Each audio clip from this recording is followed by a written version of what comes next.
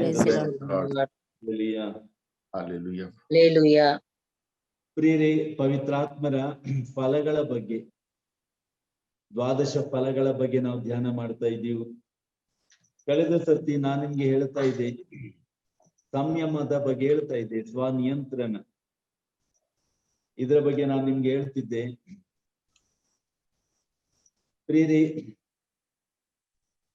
ಈ ಸ್ವನಿಯಂತ್ರಣ, ಹತೋಟಿ, ಕಂಟ್ರೋಲ್, ಇದು ನಾವು ನೆಗೆಟಿವ್ ಆಗಿ ನೋಡಬಾರದು. ನೆಗೆಟಿವ್ ಆಗಿ, ನಿಷೇಧಾತ್ಮಕವಾಗಿ, ಅಂದ್ರೆ ನಿಯಂತ್ರಣ ಮಾಡುದು ಅಂತ ಹೇಳಿದ್ರೆ ಅದು ಮೀಡುವುದಲ್ಲ, ಕಂಪ್ರೆಸ್ ಮಾಡೋದು ಅಥವಾ ಅದನ್ನ ಒತ್ತಿ ಹಿಡ್ಕೊಳ್ಳೋದು, ಇದ್ರ ಅರ್ಥ ಅಲ್ಲ.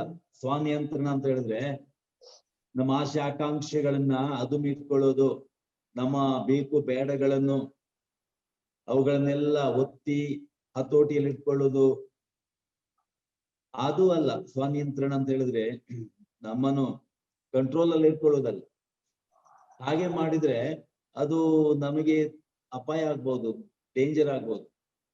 ಯಾವುದನ್ನ ನಾವು ಒತ್ತಿ ಅದುಮಿ ಹಿಡಿತೀವಿ, ಅದು ಒಂದಿನ ಅದು ಸಿಡಿದು ಎದ್ದೇಳಬಹುದು, ಬಸ್ಟ್ ಆಗ್ಬೋದು. ಅದು ಒಂದ್ಸತಿ ಅದು ಹಾಗೆ ಆ ಬೆಲೂನ್ ನಲ್ಲಿ ಗಾಳಿ ಹಾಕಿದಾಗ ಅದು ಒಂದೇ ಸತಿ ಬೆಲೂನ್ ಸಿಡಿದು ಹೋಗ್ಬೋದು. ಆದ್ರಿಂದ ಸ್ವನಿಯಂತ್ರಣ, ಹತೋಟಿ ಮಾಡುದು ಅಂತ ಹೇಳಿದ್ರೆ ನಮ್ಮ ಆಸೆ ಆಕಾಂಕ್ಷೆಗಳನ್ನ ಅದೆಲ್ಲ ಒತ್ತಿ ಇಟ್ಕೊಳ್ಳೋದಂತ, ಅಂದ್ರೆ ಅದನ್ನ ನಾವು ದಮನ ಮಾಡುದು, ನಾಶ ಮಾಡ್ಲಿಕ್ಕೆ ಅಥವಾ ಅವುಗಳನ್ನ ಸಪ್ರೆಸ್ ಮಾಡ್ಲಿಕ್ಕೆ ನಾವು ಪ್ರಯತ್ನ ಮಾಡುವಂತ ತಿಳ್ಕೊಳ್ಳೋದಲ್ಲ. ಬದಲಿಗೆ ಅವುಗಳನ್ನು ಬೇಕಾದ ರೀತಿಯಲ್ಲಿ ನಾವು ನಿಯಂತ್ರಣ ಮಾಡುದು, ಅದನ್ನ ಬೇಕಾದ ರೀತಿಯಲ್ಲಿ ಅವುಗಳನ್ನ ನಿಯಂತ್ರಿಸುವುದು. ಉದಾಹರಣೆಗೆ ಡ್ಯಾಮ್, ಅಣೆಕಟ್ಟು ಕಟ್ಟಿರ್ತಾರೆ, ಆ ನೀರಿಗೆ ತಡೆ ಒಡ್ಡುವುದು ಉದ್ದೇಶ ಅಲ್ಲ. ತಡೆ ಒಡ್ಡಿ ನೀರು ಹರಿಯದಾಗೆ ಮಾಡುವುದಲ್ಲ. ಅದರ ಉದ್ದೇಶ ಏನಂತ ಹೇಳಿದ್ರೆ ನಮಗೆ ಬೇಕಾದ ಹಾಗೆ ಆ ನೀರನ್ನ ನಿಯಂತ್ರಿಸಿ ಬೇಕಾದ ರೂಟಲ್ಲಿ, ಕಾಲುವೆಯಲ್ಲಿ ಇಷ್ಟವಾದ ಕಡೆಗೆ ಅದನ್ನ ನಡೆಸ್ಕೊಂಡು ಹೋಗುದು ಅಷ್ಟೇ ಹೊರತು ಆ ನೀರನ್ನ ಸುಮ್ಮನೆ ತಡೆ ಒಡ್ಡಿ ನಿಲ್ಲಿಸುವಂತ ಉದ್ದೇಶ ಅಲ್ಲ. ಹಾಗೆ ನಿಲ್ಲಿಸಿದ್ರೆ ಡ್ಯಾಮ್ ಒಡೆದೋಗುತ್ತೆ. ಆ ನೀರಿಗೆ ನಾವು ಬೇರೆ ರೂಟ್ ತೋರ್ಸದಿದ್ರೆ, ಬೇರೆ ದಾರಿ ತೋರ್ಸದಿದ್ರೆ ಆ ತುಂಬಿ ಆಮೇಲೆ ಡ್ಯಾಮ್ ಒಡೆದೋಗಿ ತುಂಬಾ ಅನಾಹುತಕ್ಕೆ ಕಾರಣ ಆಗ್ತದೆ. ಆದ್ರಿಂದ ಈ ಸೆಲ್ಫ್ ಕಂಟ್ರೋಲ್ ಅಥವಾ ಸಂಯಮ, ಸ್ವನಿಯಂತ್ರಣ ಅಂತ ಹೇಳಿದ್ರೆ ಈ ತರ ನಮ್ಮನ್ನೇ ನಾವು ನಾಶಪಡಿಸುವಂತದ್ದು ಅಂತ. ಉದಾಹರಣೆಗೆ ಹೇಳುದಾದ್ರೆ, ಕುದುರೆ ಕಡಿವಾಣ ಹಾಕ್ತಾರೆ. ಕಡಿವಾಣ ಹಾಕುವುದು ಉದ್ದೇಶ ಏನಂತ ಹೇಳಿದ್ರೆ ಕುದುರೆಯನ್ನ ಕಡಿವಾಣ ಹಾಕಿ ಮರಕ್ಕೆ, ಗೂಟಕ್ಕೆ ಕಟ್ಟಿ ಅಲ್ಲಿ ನಿಲ್ಲಿಸುವುದು ಉದ್ದೇಶ ಅಲ್ಲ. ಹಾಗೆ ಮಾಡುವುದಕ್ಕಿಂತಲೂ ಕಾಡಿನಲ್ಲಿ ಅದು ಫ್ರೀಯಾಗಿ ಬಿಟ್ಬಿಡುದು ಒಳ್ಳೇದು. ಆದ್ರೆ ಕುದುರೆಗೆ ಈ ಕಡಿವಾಣ ಹಾಕುವುದರ ಮುಖಾಂತರ ಅದನ್ನು ನಮಗೆ ಬೇಕಾದ ಹಾಗೆ ನಿಯಂತ್ರಿಸುವುದು, ನಮಗೆ ಬೇಕಾದ ರೂಟಲ್ಲಿ ಅದನ್ನ ನಡೆಸ್ಕೊಂಡು ಹೋಗುದು, ಅದು ಉದ್ದೇಶ ಕಡಿವಾಣ ಹಾಕುವುದು. ಅದೇ ಪ್ರಕಾರ ನಮ್ಗೆ ಸಿಕ್ಕಿದಂತೆಲ್ಲ ವರದಾನಗಳು, ನಮ್ಮೆಲ್ಲಂತೆಲ್ಲ ಪ್ರತಿಭೆಗಳು ಎಲ್ಲ ಗಾಡ್ಸ್ ಗಿಫ್ಟ್ಗಳು, ಅವುಗಳು ಉಪಯೋಗಕ್ಕೆ ಬರಬೇಕು. ಅದು ಆದ್ರೆ ಅದಕ್ಕೆ ಒಂದು ಸ್ವನಿಯಂತ್ರಣ ಬೇಕು, ಅದಕ್ಕೆ ಒಂದು ಕಂಟ್ರೋಲ್ ಬೇಕು, ಒಂದು ಹಿಡಿತ ಬೇಕು. ಇಲ್ಲ ಅಂತ ಹೇಳಿದ್ರೆ ಈ ಏನ್ ಗಿಫ್ಟ್ ಅಂತ ನಾವು ಕರಿತೀವಿ, ಟ್ಯಾಲೆಂಟ್ಸ್, ಅವುಗಳೇ ನಮ್ಮ ನಾಶಕ್ಕೆ ಕಾರಣ ಆಗ್ತದೆ. ಅದೊಂದು ಹಾಗೆ ಆಗ್ಬಾರ್ದು ಅಂತ ಈ ಫ್ಯಾಮಿಲಿ ಪ್ಲಾನಿಂಗ್ ಅಂತ ಹೇಳ್ತೀವಿ, ಕುಟುಂಬ ನಿಯಂತ್ರಣ. ಕುಟುಂಬ ನಿಯಂತ್ರಣ ಮಕ್ಕಳೇ ಬೇಡ ಅಂತ ಹೇಳಿಕ್ಕಲ್ಲ, ಆದ್ರೆ ಅದೊಂದು ದುರಂತ. ಈ ಫ್ಯಾಮಿಲಿ ಪ್ಲಾನಿಂಗ್ ಬಂದ ಮೇಲೆ ಇವತ್ತು ಎಷ್ಟೋ ಮಕ್ಕಳು ಹುಟ್ಟದೇ ಇದ್ದಾವೆ. ಬೆಳಕು ಕಾಣದ ಮಕ್ಕಳು, ಕಾಣುವ ಮಕ್ಕಳು, ಕಾಣಬೇಕಾದ ಮಕ್ಕಳು ಬೆಳಕು ಕಾಣದೇ ಇದೆ. ಎಷ್ಟೋ ಮಕ್ಕಳು ತಾಯಿಯ ಗರ್ಭದಲ್ಲೇ ಸಾವನ್ನ ಕಂಡು ತಾಯಿಯ ಗರ್ಭನೇ ಅದು ಸಮಾಧಿ ಆದದ್ದನ್ನು ನಾವು ನೋಡ್ತೀವಿ. ಅದರಿಂದ ಇದೊಂದು ಬಹಳ ದುರಂತದ ವಿಷಯ. ಆದ್ರಿಂದ ಇಲ್ಲಿ ಫ್ಯಾಮಿಲಿ ಪ್ಲಾನಿಂಗು ಅಥವಾ ಕುಟುಂಬ ಯೋಜನೆ ಅಥವಾ ಜನನ ನಿಯಂತ್ರಣ ಇದು ಮಕ್ಕಳ ನಾಶಕ್ಕೆ ಕಾರಣ ಆಗ್ಬಾರ್ದಿತ್ತು. ಆದ್ರೆ ದುರಂತ ಅಂತ ಹೇಳಿದ್ರೆ ಆಗ್ತಾ ಇದೆ. ಹಾಗೆ ಆಗ್ಬಾರ್ದು. ಆದ್ರಿಂದ ಈ ಕುಟುಂಬ ಜನನ ನಿಯಂತ್ರಣ ಅಂತ ಹೇಳಿದ್ರೆ ಮಕ್ಕಳನ್ನು ದೇವರ ಯೋಜನೆ ಪ್ರಕಾರ, ನಮ್ಮ ಯೋಜನೆ, ಮನುಷ್ಯನ ಯೋಜನೆ ಅಲ್ಲ, ದೇವರ ಯೋಜನೆ ಪ್ರಕಾರ ನಡೆಸುವಂಥದ್ದು. ಮಾನವನ ಯೋಜನೆಗಳನ್ನ ಹತೋಟಿಯಲ್ಲಿ ತಂದು, ಮಾನವನ ಆಶಾಕಾಂಕ್ಷಿಗಳನ್ನ ಹತೋಟಿಗೆ ತಂದು, ಇದನ್ನು ದೇವರ ಯೋಜನೆಗೆ ಒಳಪಡಿಸಿ ನಮ್ಮ ಕುಟುಂಬಗಳನ್ನ ದೇವರ ಯೋಜನೆ ಪ್ರಕಾರ ನಡೆಸುವುದು, ಅದು ಕುಟುಂಬ ಯೋಜನೆ, ಫ್ಯಾಮಿಲಿ ಪ್ಲಾನಿಂಗು ಅಂತ ಕುಟುಂಬ ಯೋಜನೆ. ಆದ್ರಿಂದ ಈ ಸ್ವನಿಯಂತ್ರಣದಿಂದ, ಸಂಯಮ, ಸೆಲ್ಫ್ ಕಂಟ್ರೋಲ್, ಇದರಿಂದ ಬಹಳಷ್ಟು ನಮ್ಗೆ ಅನುಕೂಲ ಆಗ್ತದೆ, ಉಪಯೋಗ ಆಗ್ತದೆ. ಈಗ ಉದಾಹರಣೆಗೆ ನಾನು ಹೇಳಿದ್ದೆ, ಡ್ಯಾಮ್ ಅಂತ ಒಂದು ಅಣೆಕಟ್ಟು ಕಟ್ತಾರೆ. ಇದರಿಂದ ನಮಗೆ ಆ ನೀರನ್ನ ಕೃಷಿಗೆ ನಾವು ಧಾರಾಳವಾಗಿ ಉಪಯೋಗಿಸಬಹುದು, ಒಳ್ಳೆ ಬೆಳೆಯನ್ನ ನಾವು ತೆಗೀಬಹುದು, ನೀರಾವರಿ ಯೋಜನೆಗಳನ್ನ ಕೈಗೊಳ್ಳಬಹುದು. ಆದ್ರಿಂದ ನಮಗೆ ಬೇಕಾದಂತ ಆಹಾರ, ಈ ನೀರನ್ನ ಬೇಕಾದ ಕಡೆ, ಎಲ್ಲಿ ಬಂಜರು ಭೂಮಿ ಉಂಟು, ಒಂದು ಕಾಲದಲ್ಲಿ ಬಂಜರು ಭೂಮಿಯಾಗಿತ್ತು, ಯಾರಿಗೂ ಬೇಡಾದ ಭೂಮಿ ಇತ್ತು. ಆದ್ರೆ ಇವತ್ತು ಈ ನೀರಿಗೆ ತಡೆ ಒಡ್ಡಿ ಆ ನೀರನ್ನ ಬೇರೆ ಕಾಲುವೆಗಳ ಮುಖಾಂತರ ಬಂಜರು ಭೂಮಿಗಳಿಗೆ ಒಯ್ದು ಇವತ್ತು ಬಂಜರು ಭೂಮಿಗಳು ಫಲವತ್ತಾದಂತ ಭೂಮಿಗಳಾಗಿದೆ, ಬೆಲೆ ಬಾಳುವಂತ ಭೂಮಿಗಳಾಗಿವೆ. ಆದ್ರಿಂದ ಈ ವರದಾನಗಳನ್ನ ನಾವು ಉಪಯೋಗಿಸಿ, ಸರಿಯಾದ ರೀತಿಯಲ್ಲಿ ಉಪಯೋಗಿಸಿ ಬೇಕಾದ ಕಡೆ ಅವುಗಳನ್ನ ತಿರುಗಿಸಿದ್ರೆ ಬಂಜರು ಭೂಮಿಗಳು, ಎಷ್ಟೋ ಜನರು ಬಂಜರು ಭೂಮಿ ತರ ಇವತ್ತು ಯಾರಿಗೆ ಬೇಡವಾದವರು ಅದೆಷ್ಟೋ ಆಶೀರ್ವಾದಗಳನ್ನ ಪಡೆಯಬಹುದು. ಎಷ್ಟೋ ಜನ ಇದರ ಮುಖಾಂತರ ರಕ್ಷಣಾ ಮಾರ್ಗಕ್ಕೆ ಬರ್ಬೋದು, ಅವರ ಜೀವನದಲ್ಲಿ ಒಂದು ಅರ್ಥವನ್ನ ಕಂಡ್ಕೊಳ್ಬಹುದು. ಅದರಿಂದ ನಮಗೆ ದೇವರು ಕೊಟ್ಟಂತ ವರದಾನಗಳನ್ನ ಆ ಪ್ರಕಾರ ನಾವು ಉಪಯೋಗಿಸ್ಬೇಕು. ಇದರಿಂದ ಯಾರಿಗೆ ನಷ್ಟವಾಗಿದೆ, ಕಷ್ಟವಾಗಿದೆ, ಯಾರು ಶೋಷಣೆಗೊಳಗಾಗಿದ್ದಾರೆ ಅಂತವರಿಗೋಸ್ಕರ ನಾವು ಈ ವರದಾನಗಳನ್ನ ಅವರ ಕಡೆಗೆ ನಾವು ತಿರುಗಿಸಿದರೆ ಅಂತವರಿಗೆ ತುಂಬಾ ಉಪಯೋಜನ ಆಗ್ಬೋದು, ಪ್ರಯೋಜನ ಆಗ್ಬೋದು, ಒಳ್ಳೇದಾಗ್ಬೋದು ಆಗುತ್ತೆ. ಅದಕ್ಕೋಸ್ಕರ ಹೇಳು. ಹಾಗೆ ಈ ವಿದ್ಯುತ್ ಶಕ್ತಿ ಕೂಡ ನಾವು ನೋಡ್ತೀವಿ. ಅದರಿಂದ ಅಣೆಕಟ್ಟು ಕಟ್ಟಿಯ ನೀರನ್ನ ವಿದ್ಯುತ್ ಶಕ್ತಿ ಉಪಯೋಗಿಸಲು ಬಳಸ್ತಾರೆ. ಈ ಪ್ರಕಾರ ನಮ್ಮ ಮನೆಗಳು ಬೆಳಗುತ್ತವೆ, ರಸ್ತೆಗಳು ಬೆಳಗುತ್ತವೆ. ಹಾಗೆಯೇ ಈ ವರದಾನಗಳು ಏನುಂಟು, ಗಾಡ್ಸ್ ಗಿಫ್ಟ್ಗಳು, ಅದನ್ನ ಆ ಪ್ರಕಾರನೇ ಒಳ್ಳೆ ರೀತಿಯಲ್ಲಿ ನಡೆಸಿದರೆ ಇವತ್ತು ಎಷ್ಟೋ ಮನೆಗಳನ್ನ ಬೆಳಗಿಸ್ಬೋದು, ಎಷ್ಟೋ ಆತ್ಮಗಳನ್ನ ಬೆಳಗಿಸ್ಬೋದು. ಈ ವರದಾನಗಳನ್ನು ಉಪಯೋಗಿಸಿ ಎಷ್ಟೋ ಜನರನ್ನ ರಕ್ಷಣಾ ಮಾರ್ಗ ತರಬಹುದು, ಅವರ ಬಾಳನ್ನ ಬೆಳಗಿಸ್ಬೋದು.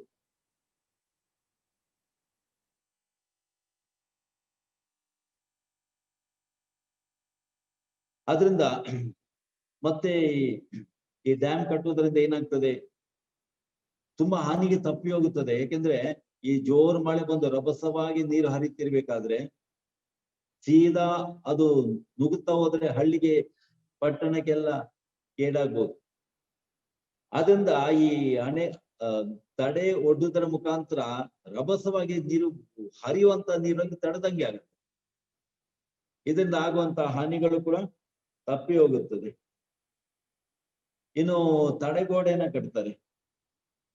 ತಡೆಗೋಡೆ ಕಟ್ಟುವುದು ಅದೇನಂತ ಹೇಳಿದ್ರೆ, ಬೆಟ್ಟಗಳು ಕುಸಿದು ಬಂದು ಈ ಕಡೆ ಮನೆಗಳ ಮೇಲೆ ಬಿದ್ದು ಅಥವಾ ಹೊಲಗದ್ದೆಗಳ ಮೇಲೆ ಬೆಟ್ಟ ಕುಸಿದು ಮಣ್ಣು ಬಿದ್ದು ಮನೆಗಳು ಹಾಳಾಗ್ತವೆ, ಪ್ರಾಣ ನಷ್ಟ ಆಗ್ತದೆ, ಹೊಲಗದ್ದೆಗಳು, ಕೃಷಿ ಹಾಳಾಗ್ತದೆ. ಅದಕ್ಕೆ ತಡೆಗೋಡೆ ಕಟ್ಟುವಾಗ ಆ ಮಣ್ಣು ತಡೆಯಲ್ಪಟ್ಟು ಈ ತರ ರಕ್ಷಣೆ ಸಿಗುತ್ತದೆ. ಅದರಿಂದ ಈ ಸ್ವನಿಯಂತ್ರಣದಿಂದಾಗಿ ಅವರಿಗೆ ವರದಾನಗಳಿಂದ ಅವರಿಗೆ ನಷ್ಟ ಆಗದ ಹಾಗೆ, ಕಷ್ಟ, ತೊಂದರೆ, ಹಾನಿ ಆಗದ ಹಾಗೆ ಈ ಸ್ವನಿಯಂತ್ರಣ ಅವ್ರಿಗೂ ಕೂಡ ಒಳ್ಳೇದಾಗುತ್ತೆ.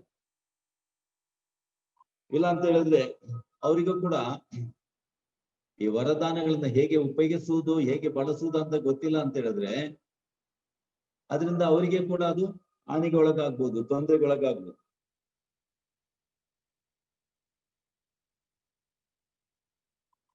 ಅದೇ ನಾವು ನೋಡ್ತೀವಿ, ಈ ಲೈಂಗಿಕ ಶಕ್ತಿ, ಲೈಂಗಿಕ ವರದಾನಗಳು ಮನುಷ್ಯನಲ್ಲಿದ್ದದ್ದು ಸಂತ ಪೌಲ ಕೊರಿಂಥ ಪತ್ರದಲ್ಲಿ ಹೇಳ್ತಾನೆ 7ನೇ ಅಧ್ಯಾಯದಲ್ಲಿ ಹೇಳ್ತಾನೆ, ಲೈಂಗಿಕ ಪ್ರಲೋಭನೆಗಳು ಪ್ರಬಲವಾಗಿರುವುದರಿಂದ ಪ್ರತಿಯೊಬ್ಬನಿಗೂ ಸ್ವಂತ ಹೆಂಡತಿ ಇರಲಿ ಅಂತ ಹೇಳ್ತಾನೆ. ಲೈಂಗಿಕ ಪ್ರಲೋಭನೆಗಳು ಪ್ರಬಲವಾಗಿರುವುದರಿಂದ ಈ ಲೈಂಗಿಕ ಅದು ಗಿಫ್ಟ್ ನಮ್ಗೆ ಬೇಕು, ಬಹಳ ಅಗತ್ಯವಾಗಿ ಬೇಕು ಲೈಂಗಿಕ ಗಿಫ್ಟ್. ಬಟ್ ಕಾಮ ಅಥವಾ ಲೈಂಗಿಕ ಪ್ರಲೋಭನೆಗಳು ಪ್ರಬಲವಾಗಿರುವುದರಿಂದ ಆಮೇಲೆ ಅದು ಅವರ ಹಾನಿಗೆ, ಪಾಪಕ್ಕೆ ಕಾರಣವಾಗುತ್ತದೆ. ಆದ್ರಿಂದ ಅದನ್ನ ಹತೋಟಿಯಲ್ಲಿಟ್ಟು ಅದನ್ನ ದಾಂಪತ್ಯಮಯ ಜೀವನದಲ್ಲಿ ಉಪಯೋಗಿಸಿದ್ರೆ ಒಂದು ಕುಟುಂಬ ಸುಖಮಯ ಕುಟುಂಬ, ದಾಂಪತ್ಯ ಜೀವನವನ್ನ ಕುಟುಂಬ ರೂಪಿಸ್ಬೋದು. ಇಲ್ಲ ಅಂತ ಹೇಳಿದ್ರೆ ಕುಟುಂಬ ಹಾಳಾಗ್ತದೆ, ಕುಟುಂಬ ಜೀವನ ಹಾಳಾಗ್ತದೆ, ಕುಟುಂಬದ ಸಂತೋಷ ಹಾಳಾಗ್ತದೆ. ಇವತ್ತು ನಾವು ನೋಡ್ತೇವೆ ಈ ಒಂದು ಗಿಫ್ಟ್ ಅನ್ನ ಬೇಕಾಬಿಟ್ಟಿಯಾಗಿ ಉಪಯೋಗಿಸುವಂತದ್ದು, ನಿಯಂತ್ರಣ ಇಲ್ಲದೆ, ಕಂಟ್ರೋಲ್ ಇಲ್ಲದೆ, ಹತೋಟಿ ಇಲ್ಲದೆ ಇವತ್ತು ಲೈಂಗಿಕ ಸುಖ ಪಡೆಯಲು ಮನುಷ್ಯನು ಮುಂದೆ ಬಂದು ಎಷ್ಟು ಅನಾಹುತಗಳಾಗುವುದನ್ನು ನೋಡ್ತೀವಿ. ಎಷ್ಟೋ ಹುಡುಗಿಯರು ಆತ್ಮಹತ್ಯೆ ಮಾಡಿಕೊಂಡಿರುವುದು ಕೂಡ ನಾವು ನೋಡ್ತೀವಿ, ಗರ್ಭಿಣಿಯಾಗಿ, ಮದುವೆ ಮುಂಚೆ.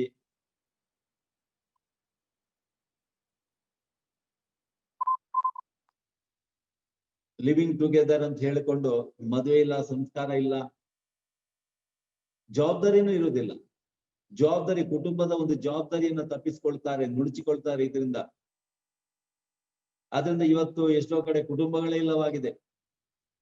ಜೊತೆಯಾಗಿ ಬಾಳುದು, ಲಿವಿಂಗ್ ಟುಗೆದರ್. ಆದ್ರೆ ಮದುವೆ ಸಂಸ್ಕಾರ ಅವರನ್ನ ಒಂದಾಗಿ, ಜೊತೆಯಾಗಿ ಅಲ್ಲ, ಒಂದಾಗಿ ಬಾಳಲು. ಯಾರು no longer two but one.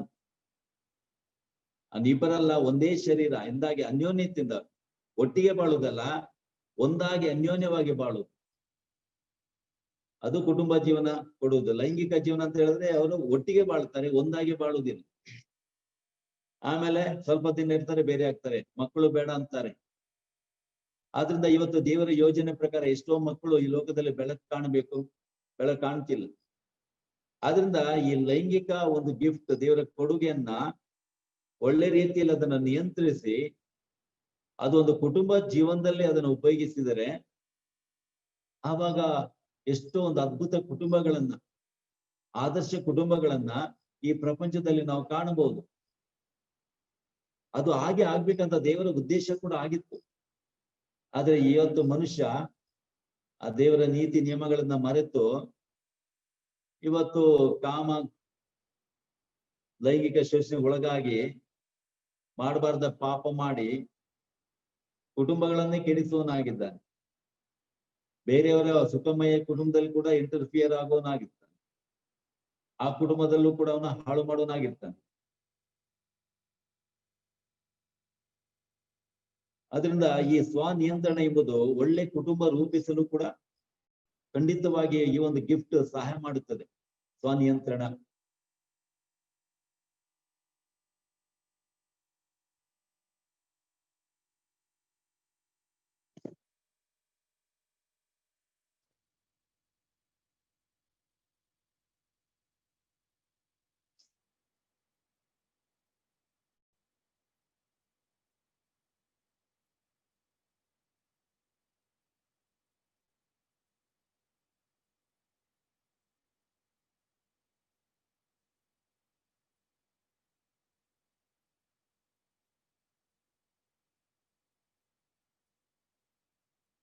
ಎಫೆಸ 4:26 ಎಫೆಸ 4:26 ಸಂತ ಪೌಲ ಹೇಳ್ತಾನೆ, ಕೋಪ ಮಾಡಬೇಕಾಗಿ ಬಂದ್ರು ಪಾಪ ಮಾಡಬೇಡಿ ಅಂತ ಹೇಳ್ತಾನೆ.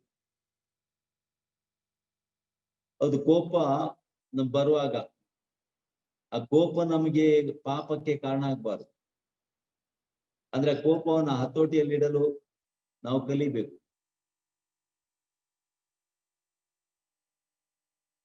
ಅದರಿಂದ ನಮ್ಮ ಈ ಕೋಪ ಅಥವಾ ಇತರ ಶಾರ್ಟ್ ಟೆಂಪರ್ಗಳು ಪಾಪಕ್ಕೆ ಕಾರಣ ಆಗದಾಗೆ ನಮ್ಮ ಮೇಲೆ ನಾವು ಹತೋಟಿ ಇಟ್ಕೊಂಡ್ರೆ ಒಳ್ಳೆ ಸಮಾಜವನ್ನ ರೂಪಿಸ್ಬೋದು. ಬಡವನ ಕೋಪ ದವಡೆಗೆ ಮೂಲ ಅಂತ ಹೇಳ್ತಾರಲ್ಲ, ಅದೇ ಪ್ರಕಾರ ಈ ಕೋಪದಿಂದಾಗಿ ಜಗಳ ಆಗ್ತದೆ, ಹೊಡೆದಾಟ, ಫೈಟಿಂಗು, ಆಮೇಲೆ ಕೊನೆಗೆ ಕೊಲೆನೂ ಆಗ್ತದೆ, ಮರ್ಡರ್ ಆಗುತ್ತೆ. ಸ್ವನಿಯಂತ್ರಣ ತಪ್ಪಿದ್ರೆ ಇಂಥ ಅನಾಹುತಗಳು ಆಗ್ತವೆ. ಆದ್ರಿಂದ ಇಂಥ ಅನಾಹುತಗಳು ಆಗದಾಗಿರ್ಲಿಕ್ಕೆ ನಾವು ನಮ್ಮ ಭಾವನೆಗಳನ್ನ ಹತೋಟಿಯಲ್ಲಿ ಇಡ್ಲಿಕ್ಕೆ ಈ ಪವಿತ್ರ ಆತ್ಮರೇ ವರದಾನ, ಗಿಫ್ಟ್ ಆಫ್ ಹೋಲಿ ಸ್ಪಿರಿಟ್, ಈ ಸ್ವನಿಯಂತ್ರಣ ನಮ್ಗೆ ತುಂಬಾ ಸಹಾಯ ಮಾಡುತ್ತದೆ. ಆವಾಗ ಒಂದು ಶಾಂತಿಯುತ ಬದುಕಿಗೆ ಕೂಡ ಕಾರಣವಾಗುತ್ತೀವಿ.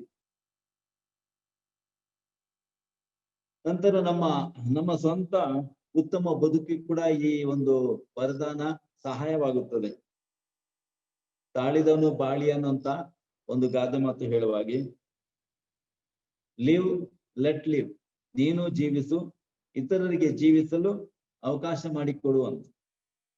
ಅದರಿಂದ ನಾವು ಬದುಕಬೇಕು, ಬೇರೆಯವರಿಗೆ ಬದುಕಲು ಕೂಡ ನಾವು ಅವಕಾಶ ಮಾಡಿಕೊಡ್ಬೇಕು. ಎಲ್ಲ ಅವಕಾಶಗಳನ್ನ ನಾವೇ ಉಪಯೋಗಿಸುವುದಲ್ಲ, ಬೇರೆಯವರು ಕೂಡ ಅವಕಾಶಗಳನ್ನು ನಾವು ಕಲ್ಪಿಸಿಕೊಡ್ಬೇಕದು. ಈ ಸ್ವನಿಯಂತ್ರಣ ಇಲ್ಲದಿದ್ರೆ ಈ ಗಾಡಿಗಳು ಬ್ರೇಕ್ ಫೇಲ್ ಆದಾಗೆ, ಯಾವಾಗ ಗಾಡಿ ಬ್ರೇಕ್ ಫೇಲ್ ಆಗುತ್ತೆ ಆ ಗಾಡಿಗಳು ಬಹಳ ಡೇಂಜರ್, ಅಪಾಯನೇ. ಮತ್ತೆ ರಸ್ತೆಯಲ್ಲಿ ಓಡಿದ್ಬಿಟ್ಟು ಫುಟ್ಪಾತ್ ಅಲ್ಲಿ ಬೇಕಾದ್ರೂ ಓಡ್ತವೆ ಗಾಡಿಗಳು. ಆಮೇಲೆ ಫುಟ್ಪಾತ್ಗಳಲ್ಲಿ ಪಾದ ಸಂಚಾರಿಗಳ ಮೇಲೆ ಹೋಗಿ ಎಷ್ಟೋ ಜನರ ಸಾವಿಗೆ, ಅನಾಹುತಕ್ಕೆ ಕಾರಣವಾಗ್ತದೆ ಸ್ವನಿಯಂತ್ರಣ ಬ್ರೇಕ್ ಫೇಲ್ ಆದಾಗ.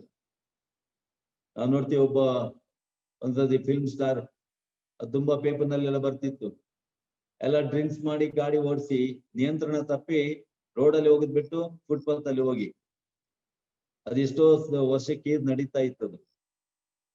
ಅದರಿಂದ ಎಷ್ಟೋ ಜನ ಪ್ರಾಣ ಕಳ್ಕೊಳ್ಳಿಕ್ಕೆ ಆಯ್ತು. ಹಾಗೆ ಆಗ್ತದೆ, ಸ್ವನಿಯಂತ್ರಣ ಇಲ್ಲದ ಮನುಷ್ಯ ಬ್ರೇಕ್ ಇಲ್ಲದಂತ ಒಂದು ಗಾಡಿಯಾಗಿ, ಕಡಿವಾಣ ಇಲ್ಲದ ಕುದುರೆ ತರ. ಎಲ್ಲರಿಗೂ ಭಯ, ಎಲ್ಲರಿಗೂ ಹೆದರಿಕೆ ಆ ಮನುಷ್ಯನನ್ನು ಕಂಡ್ರೆ. ಯಾವಾಗ ನಮ್ಮ ಮೇಲೆ ಎರಗಿ ಬೀಳ್ತಾನೋ, ಯಾವಾಗ ನಮ್ಮ ಮೇಲೆ ಜಗಳಕ್ಕೆ ಬರ್ತಾನೋ. ಅದರಿಂದ ಜನರಿಗೆ ನೆಮ್ಮದಿಯಲ್ಲಿ ಬದುಕಲಿಕ್ಕೆ ಆಗೋದಿಲ್ಲ, ಶಾಂತಿಯಿಂದ ಬದುಕಲಿಕ್ಕೆ ಆಗಲ್ಲ. ಅಂತ ಮನುಷ್ಯನ ಕಂಡಾಗ ಜನ ನಡುಗಿ ಹೋಗ್ತಾರೆ, ಹೆದರಿ ಹೋಗ್ತಾರೆ. ಅಂತ ತುಂಬಾ ಜನರ ನಾವು ಲೋಕದಲ್ಲಿ ಕಾಣ್ತೀವಿ. ನಾವು ಅನ್ಯರು, ನಾವು ಕ್ರೈಸ್ತರು ಅದಕ್ಕೆ ಎಡೆ ಮಾಡಿ ಕೊಡ್ಲೇಬಾರದು. ಕ್ರೈಸ್ತರು ಇಂಥ ಗುಣ ಇದ್ದದ್ದು ನೋಡಿದ್ರೆ ಬಹಳ ಪಶ್ಚಾತ್ತಾಪದ ವಿಷಯ ಅಂತ ಹೇಳ್ಬೇಕು. ಕ್ರೈಸ್ತರು ಅಂದ್ಮೇಲೆ ಸಂಯಮವನ್ನ ಕಾಪಾಡಿಕೊಳ್ಳೋರೇ ಆಗ್ಬೇಕು. ನಮ್ಮ ಎಲ್ಲ ಪಂಚೇಂದ್ರಿಯಗಳನ್ನ ಹತೋಟಿಯಲ್ಲಿ ಇಟ್ಕೊಳ್ಳೋರಾಗ್ಬೇಕು. ಆವಾಗಲೇ ಈ ಎಲ್ಲ ವರದಾನಗಳಿಂದ ಬೇರೆಯವರಿಗೆ ಪ್ರಯೋಜನ ಆಗ್ತದೆ. ಇಲ್ಲ ಅಂತ ಹೇಳಿದ್ರೆ ಬೇರೆಯವರಿಗೆ ಅಪಾಯನೇ.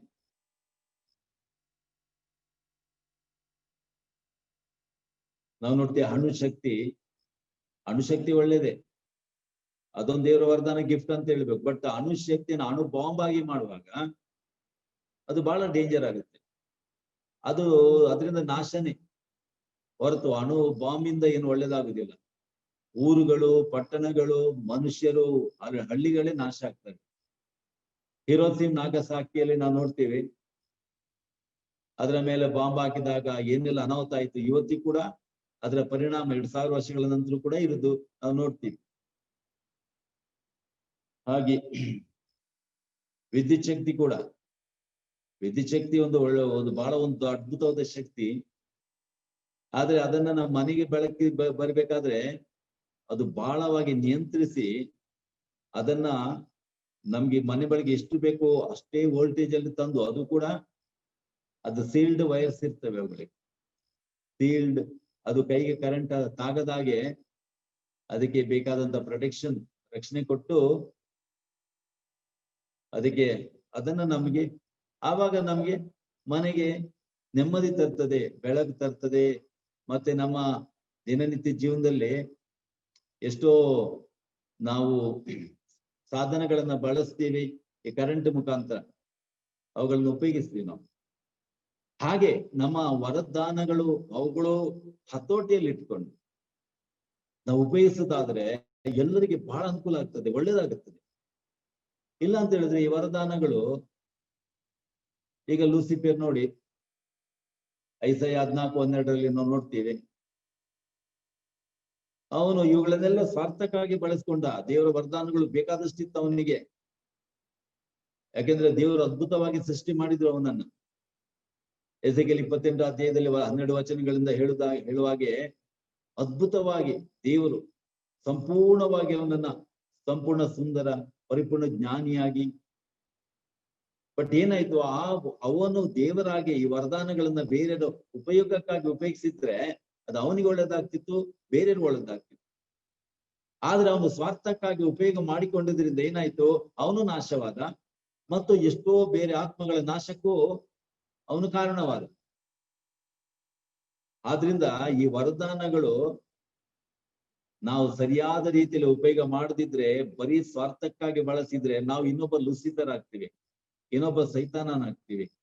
ನಮ್ಮ ನಾಶಕ್ಕೆ ಕಾರಣವಾಗ್ತದೆ ಮಾತ್ರವಲ್ಲ, ಬೇರೆಯವರು ಕೂಡ ನಾಶಕ್ಕೆ ಈ ವರದಾನಗಳು ಕಾರಣವಾಗ್ತವೆ. ಅದಕ್ಕೋಸ್ಕರ ನಾವು ಪವಿತ್ರಾತ್ಮರಲ್ಲಿ ತುಂಬಾ ಬೇಡಬೇಕು.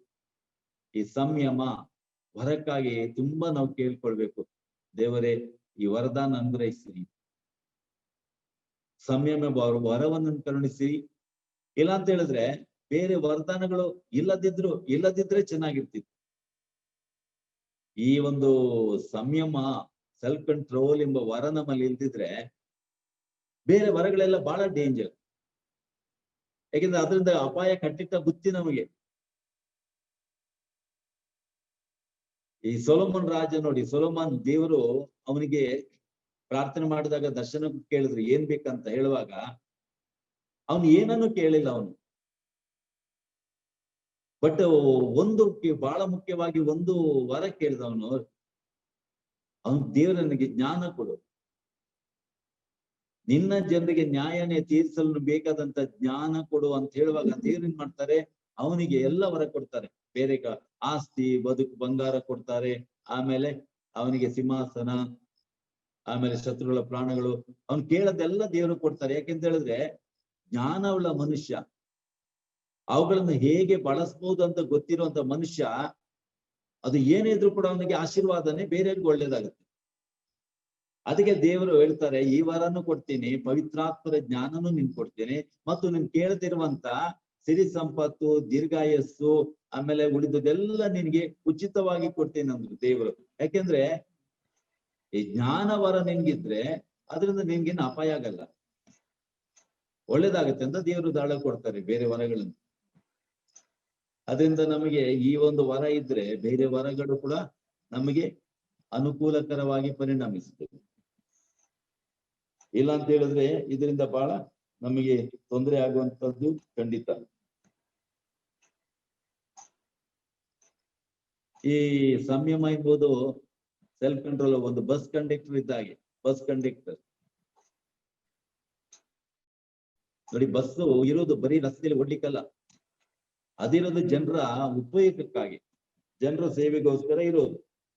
ಆದ್ರಿಂದ ಎಲ್ಲಿ ನಿಲ್ಬೇಕು ಅಲ್ಲೇ ನಿಲ್ಬೇಕು ಬಸ್ಸು, ಮತ್ತೆ ಎಲ್ಲಿ ಓಡ್ಬೇಕು ಅಲ್ಲಿ ಓಡ್ಬೇಕು, ಎಲ್ಲಿ ನಿಧಾನ ಹೋಗ್ಬೇಕು, ಎಲ್ಲಿ ವೇಗವಾಗಿ ಹೋಗ್ಬೇಕು, ಹೋದಾಗ ಅದು ಪ್ರಯೋಜನ ಆಗ್ತದೆ.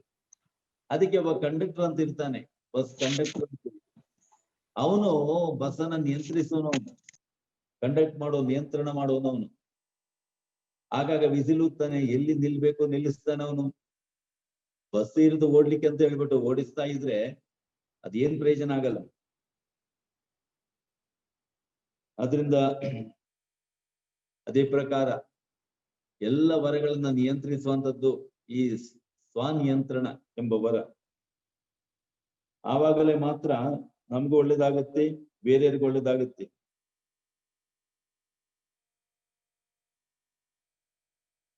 ಇಲ್ಲ ಅಂತ ಹೇಳಿದ್ರೆ ನಮ್ಮ ಜೀವನದಲ್ಲಿ ಈ ಅನಾಹುತಗಳು, ಅಪಾಯಗಳು ಕಟ್ಟಿಟ್ಟ ಬುತ್ತಿಯಾಗುತ್ತದೆ.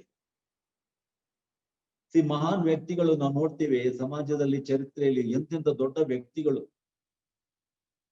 ಒಂದು ನಿಯಂತ್ರಣ ತಪ್ಪಿ ಎಂತೆಂತ ದೊಡ್ಡ ಒಂದು ತೊಂದರೆಗೆ ಒಳಗಾದದ್ದನ್ನು ನೋಡ್ತೀವಿ. ದೊಡ್ಡ ದೊಡ್ಡ ರಾಜಕೀಯ ವ್ಯಕ್ತಿಗಳು, ದೊಡ್ಡ ದೊಡ್ಡ ಸಮಾಜದಲ್ಲಿ ಮಹಾನ್ ವ್ಯಕ್ತಿಗಳು ಒಂದು ಸಣ್ಣ ಲೈಂಗಿಕ ಶೋಷಣೆಗೊಳಗಾಗಿ ಅವ್ರ ಆಫೀಸ್ ನಲ್ಲಿರುವಂತಹ ಕ್ಲರ್ಕ್ ಮೇಲೇನೋ PA ಮೇಲೇನೋ ಕೈ ಹಾಕಿ ಹೆಸರನ್ನೇ ಹಾಳು ಮಾಡಿಕೊಂಡಂತ ಎಷ್ಟೋ ನಿದರ್ಶನಗಳು ಇವೆ, ಚರಿತ್ರೆಯನ್ನು ನೋಡ್ತಾ ಇವೆ. ದಾವಿದ್ ಮಹಾರಾಜ, ಬೈಬಲ್ ಎಷ್ಟು ಹೊಗಳ್ತದೆ ಅವನ ಬಗ್ಗೆ, ಬಹಳ ಹೊಗಳ್ತದೆ ಬೈಬಲ್. ಆದ್ರೆ ಒಂದು ಸಣ್ಣ ವಿಷಯ, ಒಂದು ಕಾಮ, ಒಂದು ಲೈಂಗಿಕ ದುರಾಸೆ, ಅದೊಂದು ಸೈನಿಕನ ಹೆಂಡತಿಯ ಮೇಲೆ ಕಂಡುಬಿದ್ದು ನೋಡಿ, ಅದು ಎಂತ ಒಂದು ದುರಂತಕ್ಕೆ ಕಾರಣವಾಯಿತು. ಆಮೇಲೆ ಅವನು ತನ್ನ ಎಲ್ಲ ರಾಜ್ಯಭಾರ ಕಳ್ಕೊಳ್ಳುವಂತ ಒಂದು ಅಪಾಯ ಬಂತು. ಆದ್ರೆ ಅವನು ಪಶ್ಚಾತ್ತಪಟ್ಟ, ಆಮೇಲೆ ಪರಿವರ್ತನೆ ಆದ. ಆದ್ರೂ ಕೂಡ ಅವನು ಹುಟ್ಟಿದ ಮಗ ಸತ್ತು ಹೋಗ್ಬೇಕಾಯ್ತು. ಮತ್ತೆ ಅವನ ನಂತರ ಮಕ್ಕಳ ಕಾಲದಲ್ಲಿ ಎಷ್ಟೋ ದುಷ್ಪರಿಣಾಮಗಳು ಇದರಿಂದಾಗಿ ಬಂತು.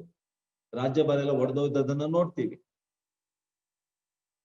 ಅದರಿಂದ ಇಂಥದ್ದು ಕೆಲವು ಸತಿ ಒಳ್ಳೆ ಜನರಲ್ಲಿ, ಅಭಿಷಿಕ್ತ ಜನರಲ್ಲೂ ಕೂಡ ಒಂದು ನಿಯಂತ್ರಣ ಎಂಬುದು ತಪ್ಪಿದಾಗ, ಅದೆಷ್ಟೋ ಅಭಿಷಿಕ್ತ ವ್ಯಕ್ತಿಗಳು ಕೂಡ ವೇಶ್ಯಾಗೃಹದಲ್ಲಿ ಕಂಡು ಬಂದದ್ದು ನಾವು ಪೇಪರ್ನಲ್ಲಿ ಓದಿದ್ದೇವೆ.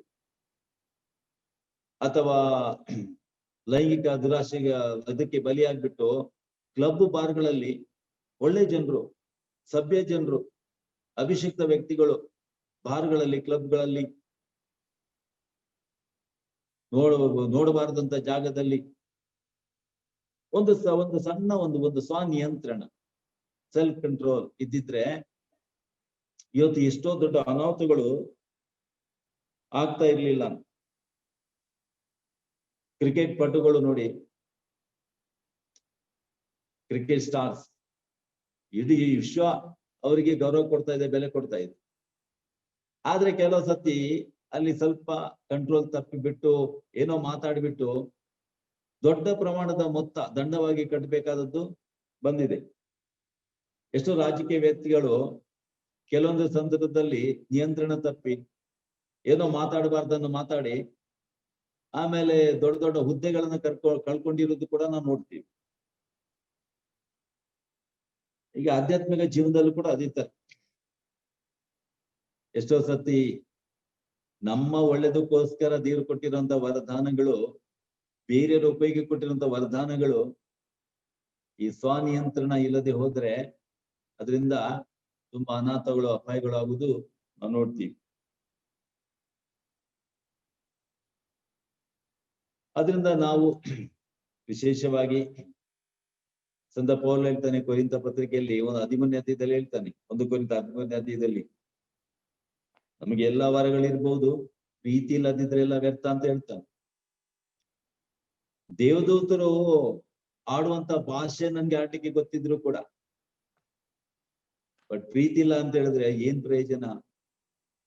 ಬೆಟ್ಟವನ್ನೇ ಕದಲಿಸುವಂತ ವಿಶ್ವಾಸ ನನ್ಗಿದ್ರು ಕೂಡ, ಎಲ್ಲವನ್ನು ದಾನ ಮಾಡ್ಲಿಕ್ಕೆ ಮಾಡುದಾದ್ರೂ ಕೂಡ ಪ್ರೀತಿ ಇಲ್ಲ ಅಂತ ಹೇಳಿದ್ರೆ ಎಲ್ಲ ವ್ಯರ್ಥ. ಹಾಗೆ ಈ ನಿಯಂತ್ರಣ ಎಂಬುದು ನಮ್ಮಲ್ಲಿ ಇಲ್ಲ ಅಂತ ಹೇಳಿದ್ರೆ, ವರಗಳನ್ನು ಯಾವ ರೀತಿ ಉಪಯೋಗಿಸ್ಬೇಕು ಅಂತ ಹೇಳ್ಕೊಂಡು ಗೊತ್ತಿಲ್ಲ ಅಂತ ಹೇಳಿದ್ರೆ ಆ ವರಗಳು ಇದ್ದು ಕೂಡ ಇಲ್ಲದಾಗಿ ಆಗ್ತವೆ. ಮತ್ತು ಇಲ್ಲದಿದ್ರು ಕೂಡ ಚೆನ್ನಾಗಿರ್ತಿತ್ತು. ಯಾಕೆಂತ ಹೇಳಿದ್ರೆ ಅಂತ ಅಪಾಯಕ್ಕೆ ಒಳಗಾಗ್ತಿರ್ಲಿಲ್ಲ. ಏಸಮ್ ಹೇಳ್ತಾರಲ್ಲ, ಅಧಿಕವಾಗಿ ಕೊಡಲಾದವರಿಂದ ಅಧಿಕವಾಗಿ ಕೇಳಲಾಗುತ್ತದೆ ಅಂತ. ಯಾರಿಗೆ ಹೆಚ್ಚು ಗಿಫ್ಟ್ಗಳನ್ನು ಕೊಡಲಾಗಿದೆ ಅವರಿಂದ ಹೆಚ್ಚು ದೇವರು ನಿರೀಕ್ಷಿಸ್ತಾರೆ. 10 ತಲೆಂತು ನಾಣ್ಯ ಪಡೆದವನು 10 ಸಂಪಾದನೆ ಮಾಡಿದ, ಅವನು ಜಾಸ್ತಿ ನಿರೀಕ್ಷಿಸಲಾಗಿತ್ತು. ಅದರಿಂದ 5 ತಲೆಂತು ಪಡೆದವನಿಂದ 5, 1 ತಲೆಂತು ಪಡೆದವನಿಂದ 1 ನಿರೀಕ್ಷಿಸಲಾಗಿತ್ತು, ಆದ್ರೆ ಅವನು ಅದನ್ನ ಬಚ್ಚಿಟ್ಟು, ಅದರಿಂದಾಗಿ ಅವನಿಗೆ ತೊಂದರೆ. ಆದ್ರಿಂದ ಈ ವರಗಳನ್ನ ಬಚ್ಚಿಟ್ರು ಕೂಡ ತೊಂದರೆನೆ. ಬಟ್ ನಾವು ಬಹಳ ಬುದ್ಧಿವಂತರಾಗಿ, ಆಮೇಲೆ ಒಳ್ಳೆ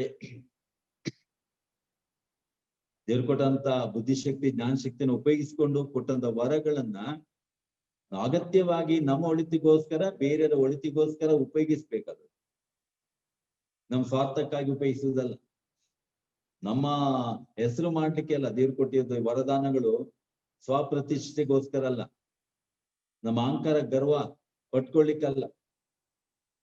ನಾನು ಏನ್ ಚೆನ್ನಾಗಿ ಆಡ್ತೀನಿ, ಏನ್ ಚೆನ್ನಾಗಿ ನಾನು ಸೇವ್ ಮಾಡ್ತೀನಿ, ಏನ್ ಚೆನ್ನಾಗಿ ಅದ್ಭುತ ಮಾಡ್ತೀನಿ, ಹೀಲಿಂಗ್ಸ್ ಮಾಡ್ತೀನಿ, ಬೋಧನೆ ಮಾಡ್ತೀನಿ, ಎಲ್ಲಾ ಇದ್ ಮಾಡ್ಕೊಂಡು ನನ್ನನ್ನೇ ಹೆಚ್ಚಳ ಪಡಿಸ್ಲಿಕ್ಕೋಸ್ಕರ ಅಲ್ಲ, ಬಟ್ ಇದರಿಂದ ಆತ್ಮಗಳು ರಕ್ಷಣೆ ಆಗ್ಬೇಕು.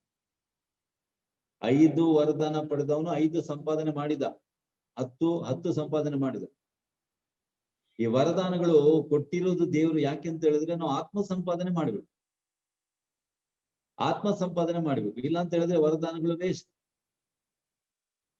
ಈ ಲೋಕದಲ್ಲಿ ಹಣ ಗಳಿಕೆಗೋಸ್ಕರ ಅಲ್ಲ, ದುಡ್ಡು ಮಾಡ್ಲಿಕ್ಕೋಸ್ಕರ ಅಲ್ಲ. ಅಗತ್ಯವಾಗಿ ವರದಾನಗಳು ದೇವ್ರು ಕೊಟ್ಟಿರೋದು ಹಣಕ್ಕೋಸ್ಕರ, ಸ್ಥಾನಮಾನಕ್ಕೋಸ್ಕರ ಅಲ್ವೇ ಅಲ್ಲ. ಆದ್ರಿಂದ ದೇವ್ರು ಹೇಳ್ತಾರೆ ಉಚಿತವಾಗಿ ಕೊಟ್ಟಿದ್ದೀನಿ, ಉಚಿತವಾಗಿ ಕೊಡಿರಿ ಅಂತ.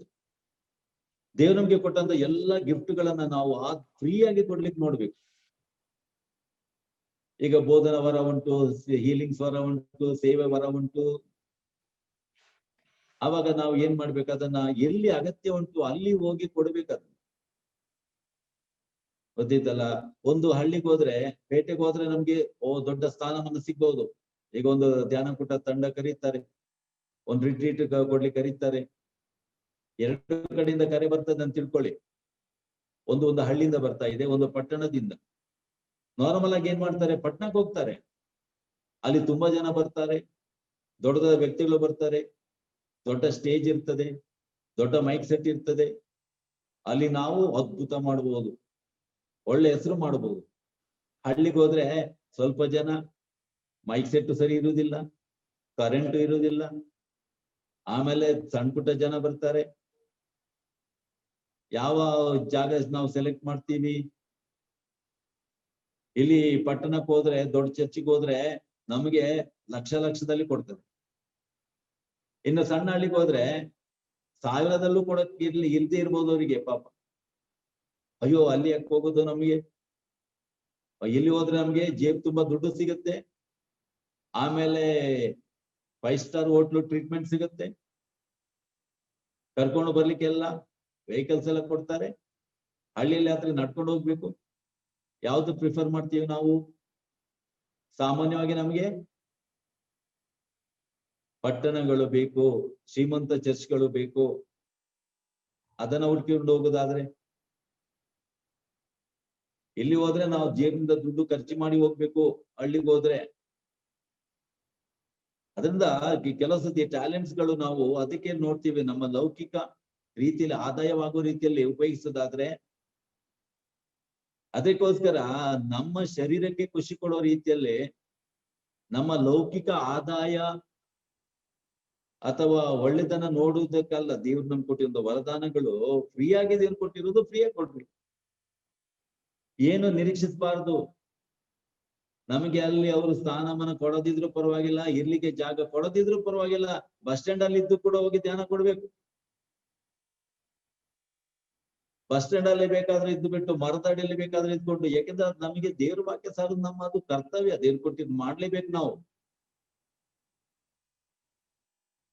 ಯೇಸ್ವಾಮಿ ಲೋಕ ಬಂದದ್ದು ಶಿಲ್ಮೆಲ್ಲ ಸಾಯ್ಲಿಕ್ಕೆ, ಅರಮನೆಯಲ್ಲಿ ಹುಟ್ಟಿ ಬರ್ಲಿ, ಅದಕ್ಕೆ ಅರಮನೆಯಲ್ಲ, ಅವ್ರೊಂದು ಬಂದು ಕೊಟ್ಟಿಗೆ ಆದ್ರೂ ಪರವಾಗಿಲ್ಲ, ನನಗೆ ನನ್ನೊಂದು ಕೆಲ್ಸ ಆಗ್ಬೇಕು, ಆ ಕೆಲ್ಸ ಮುಖ್ಯ ನನಗೆ.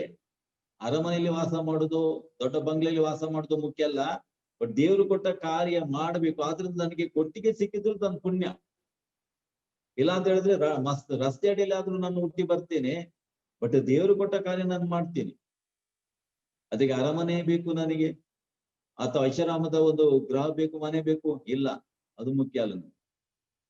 ಆದ್ರಿಂದ ದೇವರು ಕೊಟ್ಟ ವರದಾನಗಳನ್ನು ಆತ್ಮರಕ್ಷಣೆಗೆ ಒಪ್ಪಿಸ್ಕೊಳ್ಬೇಕಾದ್ರೆ ನಾವು ಲೋಕದ ಎಲ್ಲ ಕಂಫರ್ಟ್ಸ್, ಲೋಕದೆಲ್ಲ ಸೌಕರ್ಯ ನೋಡ್ಲಿಕ್ಕೆ ಆಗಲ್ಲ ನಾವು. ಆವಾಗ ಏನಾಗ್ತದೆ, ನಾರ್ಮಲ್ ಆಗಿ ಏನಾಗ್ತದೆ ಗೊತ್ತಾ, ನಮ್ಗೆ ಇದನ್ನೇ ನಾವು ಬಯಸ್ತೀವಿ, ಲೋಕದ ಸೌಕರ್ಯಗಳನ್ನ, ಕಂಫರ್ಟ್ಸ್. ಅಲ್ಲಿ ಸ್ವನಿಯಂತ್ರಣ ಬೇಕು, ನಾನು ಹೇಳಿದ್ದು ಇಲ್ಲಿ ಹೋಗ್ಬೇಕು, ಅದು ನಾವು ಯೋಚನೆ ಮಾಡಿಕೊಂಡು ಅಲ್ಲಿ ಕಷ್ಟ ಆದ್ರೂ ಪರವಾಗಿಲ್ಲ, ನಷ್ಟ ಆದ್ರೂ ಪರವಾಗಿಲ್ಲ. ಎಲ್ಲ ಸತಿ ಇಲ್ಲ ಅಂತ ಹೇಳಿದ್ರೆ ಅಲ್ಲಿ ದೇವ್ರ ವಾಕ್ಯ ಟೌನ್ಗಳಿಗೆ ಯಾರಾದ್ರೂ ಬರ್ತಾರೆ, ದೊಡ್ಡ ದೊಡ್ಡ ಚರ್ಚ್ಗಳಿಗೆ ಬೇಕಾದಷ್ಟು ಬೋಧಕರು ಬರ್ತಾರೆ. ಹಳ್ಳಿಗಳಲ್ಲಿ ಯಾರು ಹೋಗುದಿಲ್ಲ. ಹಳ್ಳಿಗಳ ಜನ ಹುಡುಕಾಡಬೇಕು. ಆಮೇಲೆ ಅವ್ರ ಪಾಪ ಕಷ್ಟಪಟ್ಟು ಎಲ್ಲೆಲ್ಲ ಹೋಗ್ಲಿಕ್ಕೆ, ಅವರ ಒಂದು ಹಳ್ಳಿಗಳಲ್ಲಿ ಕೂಡ ಧ್ಯಾನ ಕೂಟಗಳು, ಪ್ರಾರ್ಥನೆಗಳು, ಬೈಬಲ್ ಕಾನ್ವೆನ್ಷನ್ ನಡೆದ್ರೆ ಎಷ್ಟು ಒಳ್ಳೇದಲ್ವಾ. ಅದರಿಂದ ಈ ವರದಾನಗಳಿಂದ ಕೆಲವು ಸತಿ ನಮಗೆ ದೇವರು ಕೊಟ್ಟಿರೋದು ನಾವು ಹುಡುಕಿಕೊಂಡು ಹೋಗಿ, ಎಲ್ಲಿ ಅವಕಾಶ ಸಿಗಲ್ಲ, ಯಾರು ಅವಕಾಶದಿಂದ ವಂಚಿತರಾಗಿದ್ದಾರೆ, ಅದಕ್ಕೆ ನಮ್ಗೆ ದೇವರು ಈ ಪ್ರತಿಭೆಗಳನ್ನು ಕೊಟ್ಟಿರೋದು. ನಾವು ಈ ವರದಾನಗಳನ್ನ, ಗಿಫ್ಟ್ಗಳನ್ನ ಕೊಟ್ಟಿರೋದು ಅಂತವರಿಗೋಸ್ಕರ. ಒಬ್ಬ ರೋಡಲ್ಲಿ ಒಬ್ಬ ಕಾಲಿಲ್ದವನ್ ನೋಡ್ತಾನೆ, ಒಬ್ಬ ಮನುಷ್ಯ ಕಾಲಿಲ್ಲ, ಅವನಿಗೆ ನಡಿಲಿಕ್ಕಾಗಲ್ಲ, ಆಮೇಲೆ ಬಹಳ ಒಂದು ಚಿಂತಾಜನಕ ಸ್ಥಿತಿಯಲ್ಲಿದ್ದಾನೆ, ಬಹಳ ಚಿಂತಾಜನಕ ಸ್ಥಿತಿ. ಅದು ಬಿಟ್ಟು ಅವನು ಬಂದು ದೇವರಿಗೆ ಹೇಳ್ತಾನೆ, ದೇವರೇ, ಎಂತ ದೇವರು ನೀವು, ಏನಾದ್ರೂ ಕರುಣೆ ಉಂಟಾ ನಿಮಗೆ? ಆ ಮನುಷ್ಯನನ್ನ ಕೈಕಾಲಿಲ್ದೆ ಸೃಷ್ಟಿ ಮಾಡಿದೀರಲ್ಲ ನೀವು. ಅವಾಗ ದೇವ್ರು ಹೇಳಿದ್ರು, ನಿನ್ನನ್ನು ಯಾಕೆ ನಾನು ಸೃಷ್ಟಿ ಮಾಡಿದೆ? ನಿನ್ ಕೈಕಾಲು ನೆಟ್ಟಿಗುಂಟಲ್ಲ, ಆರೋಗ್ಯವಂತನಾಗಿದ್ಯಲ್ಲ ನೀನು, ಎಲ್ಲ ಅನುಕೂಲಕರವಾಗಿದೆಯಲ್ಲ ನಿನ್ಗೆ, ಯಾಕೆ ನೀನ್ ಈ ತರ ಸೃಷ್ಟಿ ಮಾಡಿದ್ದೆ? ಅವನಿಗೆ ಆಧಾರವಾಗ್ಬೇಕಂತ ನಾನ್ ನಿನ್ನನ್ನು ಸೃಷ್ಟಿ ಮಾಡುವಾಗ ನನ್ಗೆ ಕ್ವಶನ್ ಮಾಡ್ತೀಯಲ್ಲ ನೀನು. ಆದ್ರಿಂದ ನಮ್ಗೆ ಗಿಫ್ಟ್ಸ್ ಕೊಟ್ಟಿರೋದು, ಟ್ಯಾಲೆಂಟ್ಸ್ ಕೊಟ್ಟಿರೋದು, ವರದಾನ ಕೊಟ್ಟಿರೋದು ದೇವ್ರು ಯಾಕೆ ಅಂತ ಹೇಳಿದ್ರೆ, ಇಲ್ಲದವರಿಗೆ ನಾವು ಆಧಾರವಾಗಿರ್ಬೇಕಂತ, ಇಲ್ಲದವರಿಗೆ ನಾವು ಸಹಾಯವಾಗ್ಬೇಕಂತ. ಅದರಿಂದ ಈ ಸ್ವನಿಯಂತ್ರಣ, ದೇವ್ರು ಕೊಟ್ಟಿರೋದು ಸೆಲ್ಫ್ ಕಂಟ್ರೋಲ್, ನಮ್ಮ ಆಸೆ ಆಕಾಂಕ್ಷೆಗಳನ್ನ ನಾವೇ ಹಿಡಿತದಲ್ಲಿಟ್ಕೊಂಡು, ಎಲ್ಲಿ ನಮ್ಗೆ ಅನುಕೂಲ ಇಲ್ದಿದ್ರು ಕೂಡ, ಎಲ್ಲಿ ನಮ್ಮ ಶರೀರ ಹೋಗ್ಲಿಕ್ಕೆ ಒಪ್ಪದಿದ್ರು ಕೂಡ, ಅಂತ ಸ್ಥಳಗಳಿಗೆ ಹೋಗಿ, ಅಂತ ವ್ಯಕ್ತಿಗಳ ಹತ್ರ ಹೋಗಿ, ಅಂತ ಜಾಗಕ್ಕೆ ಹೋಗ್ಬಿಟ್ಟು ಈ ವರದಾನಗಳನ್ನ ಉಪಯೋಗಿಸಿದಾದ್ರೆ ಖಂಡಿತವಾಗಿ ದೇವರು ತುಂಬಾ ಖುಷಿ ಪಡುವರು, ತುಂಬಾ ಇಷ್ಟಪಡುವರು.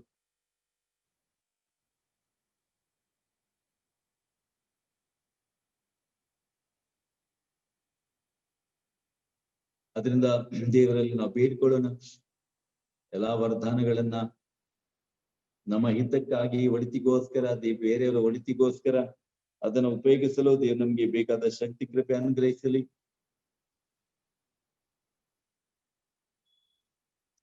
ಈ ವರದಾನಗಳಿಂದ ನಾವು ಹೆಚ್ಚಳ ಪಟ್ಕೊಳ್ಳುವುದಲ್ಲ. ಕೆಲವು ಸಂತ ಭಕ್ತರು ನಾವು ನೋಡ್ತೀವಿ, ಇವರು ಅದ್ಭುತವಾದ ವರದಾನಗಳು ಕೊಟ್ಟಿದ್ರು, ಅವ್ರಿಗೆ ಪ್ರತಿಭೆಗಳನ್ನು ಕೊಟ್ಟಿದ್ರು. ಆಮೇಲೆ ಕೆಲವರು ಎಷ್ಟು ಅದರಿಂದ ಸಂತೋಷ ಪಟ್ರು ಅಂತ ಹೇಳಿದ್ರೆ, ಇವ್ರನ್ನೇ ದೇವರನ್ನ ತಗೊಳ್ತಿದ್ರು. ನೋಡಿ, ಸಂತ ಪೌಲ ನೋಡಿ, ಆ ಹುಟ್ಟು ಕುಂಟನಿಗೆ ಕಾಲು ಕೊಟ್ಟ.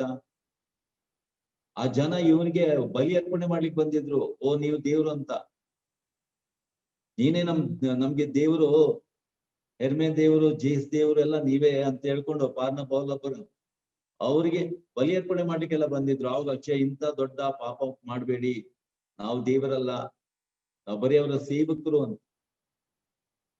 ಇದರಿಂದ ಅವರು ಲಾಭ ಪಡಿಬಹುದಿತ್ತ, ಆದ್ರೂ ಕೂಡ ಲಾಭ ಪಡೆಯಲಿಕ್ಕೆ ಹೋಗ್ಲಿಲ್ಲ. ಅಲ್ಲಿ ಒಳ್ಳೆ ಹೆಸರು ಮಾಡ್ಬೋದಿತ್ತು, ಸ್ಥಾನಮಾನ ಸಿಕ್ತಿತ್ತು, ದೇವರಾಗಿ ಇವ್ರನ್ನ ಆರಾಧನೆ ಮಾಡೋರು.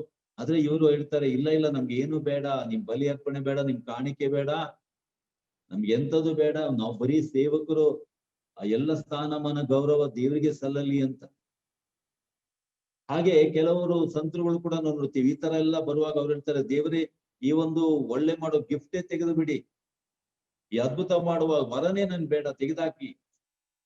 ಯಾಕೆಂದ್ರೆ ಇದರಿಂದ ಪಾಪಕ್ಕೆ ಕಾರಣ ಆಗ್ಬಾರ್ದು, ಜನರಿಗೆ ನಾನೇ ದೇವರಾಗ್ಬಾರ್ದು.